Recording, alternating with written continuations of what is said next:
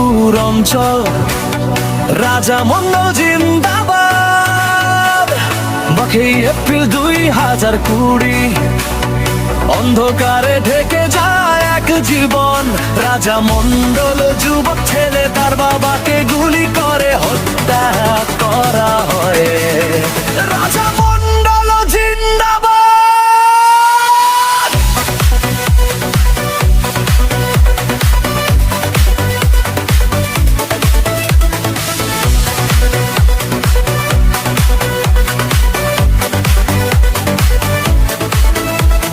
মাত্র 13 বছর, নেমে পড়ার বয়স, কিন্তু রাজামণ্ডল যুবক ছেলে সে ভাঙেনি।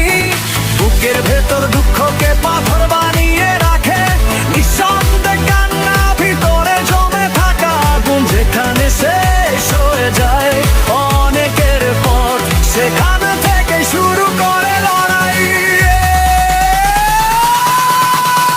রাজামণ্ডল জিন্দাবাদ, রাজামণ্ডল জিন্দাবাদ। স্মৃতি তার শক্তি, কষ্ট তার সাহস, সিরাজ ঘরামি জিন্দাবাদ, সিরাজ ঘরামি জিন্দাবাদ।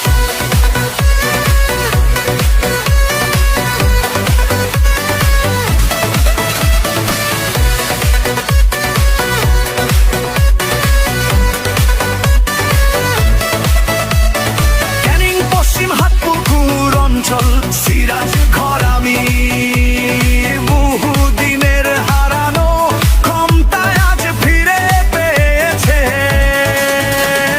সংগ্রাম, ধৈর্য আর মানুষের ভালোবাসার জোরে আবার শক্তভাবে দাঁড়িয়ে আছেন মানুষের মাঝে। সিরাজ ঘরামি জিন্দাবাদ। হাতপুকুর অঞ্চলের গর্ব সিরাজ ঘরামি, সিরাজ ঘরামি হাত ধরে সেদিন থেকে লড়াই করে